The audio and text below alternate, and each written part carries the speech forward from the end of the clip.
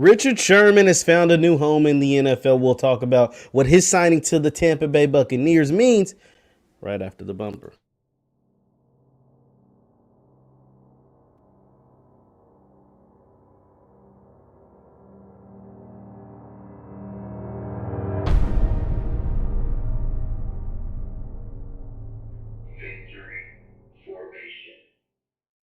Good people. Jeff Lightsy Jr. here with the Black Boss channel and Victory Formation. Be sure to hit the thumbs up button, like, share, subscribe, and the notification bell because we upload every single day. And don't forget the All Black National Convention takes place October 29th through November 1st. Be sure to get your tickets. Don't meet me there, beat me there. I'll be there. A bunch of people come out, support. We love it. Hashtag B1. Now, I'm here today to talk about Richard Sherman. Richard Sherman is signed with the Tampa Bay Buccaneers on a one-year deal.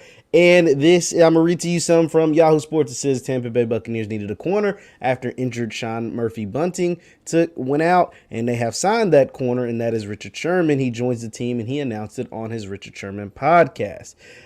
He says, quote, "Everything has been kind of wiry this offseason, but I finally had enough conversations, and I came to the decision that I'm going to play for the Tampa Bay Buccaneers." He also said that he had conversations with the 49ers and the Seahawks, and the only other teams he's ever played for, as well as the Carolina Panthers. And then he went on to talk, and we know the Carolina Panthers first-round cornerback J.C. Horn recently got injured, so they traded for C.J. Henderson from the Dolphins, which is a younger option, a 2020 first-round pick that that the Jaguars have just decided to give up on, I guess. So Sherman is 33. And Richard Sherman is coming off an offseason that was very, very difficult for him. For those of you who don't remember, we did some broadcasts about it here on this platform, but Richard Sherman had an episode where he was really, really intoxicated, allegedly, and him and his wife got into it, and he was banging on his father-in-law's door, trying to break into it. He got detained by the police, arrested, and apparently he had a scuffle with the police during the arrestment, and so it was just a lot. It was a lot going on, and all this happened in Seattle, allegedly. You can go look it up and find out the exact story, but apparently he was like really, really drunk and, like I said, fighting with the police, fighting with his wife, trying to break into his parents, his father-in-law's house, his mother and father-in-law's house, because his wife was on the inside. And so it was just a lot. But he never touches, let me take that back. Let me make sure I'm not going to put that on a black man. He never actually had a domestic assault towards his wife, but he was just using a lot of verbal assaults, a lot of profanity, a lot of different stuff. TMZ's got it all. You can go check it out there. But all of that took place during the offseason, so that kind of made Richard, along with his age and his decline in play, not to say he's dropped off, he's just a garbage, but he's 33 now. He's not the Richard Sherman from Seattle, but he still has some football life left in him. And after that offseason, 32 teams could have signed Richard Sherman. They decided not to. Tampa Bay is coming in now that they've had some injuries, and this takes place in the NFL. Injuries take place, and we should never, let me say this, we shouldn't always hold against a man. A man should be allowed to redeem himself and speak his piece. Him and his wife have made peace, and then the thing with the police, I'm sure, is going to go away, if it hasn't already gone away. So, that is that on that. Richard signing with the Tampa Bay Buccaneers, what does that do for them?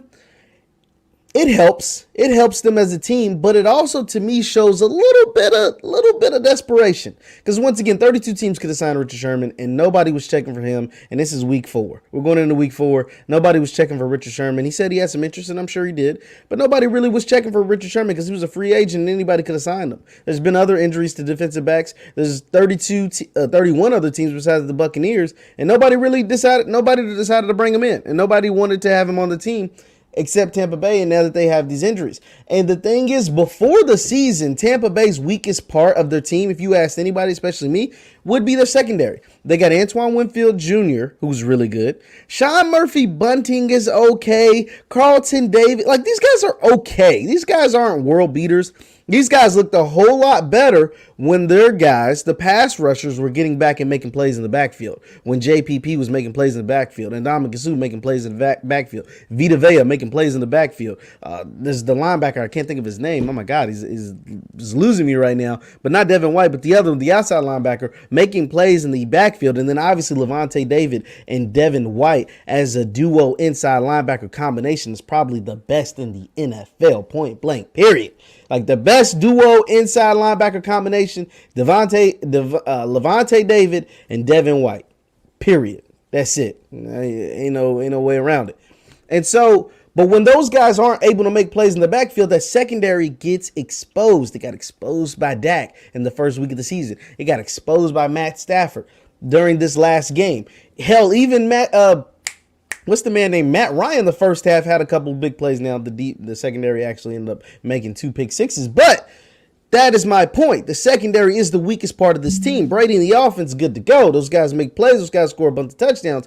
But they are going to have to score even more touchdowns if the secondary doesn't get right.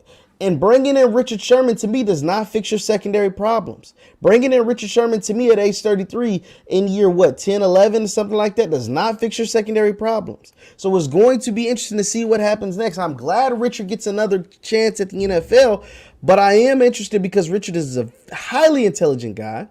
And he did go through that stuff during the offseason. And some people, even, some people close to him pointed to maybe potential signs of CTE. And we understand CTE is a real thing in the NFL. Like, CTE hurts the smartest of smart people. Dave Durison worked for the league office and got CTE. Like these people, like, it happens because you play a game where you literally get into a car wreck every single play.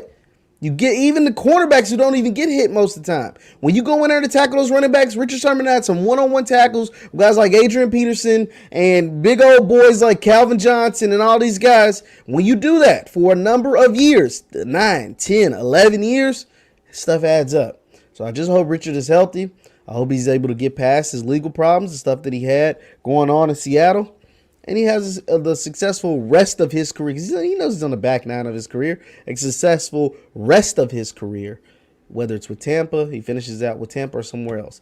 But it's going to be interesting to watch to see if Tampa is able to fix those secondary problems. And how much of a fix can Richard Sherman be at age 33? Let me know your thoughts in the chat. Let me know your thoughts in the comments. Once again, I'm Jeff Lightsy Jr. with the Black Boss Channel and Victory Formation.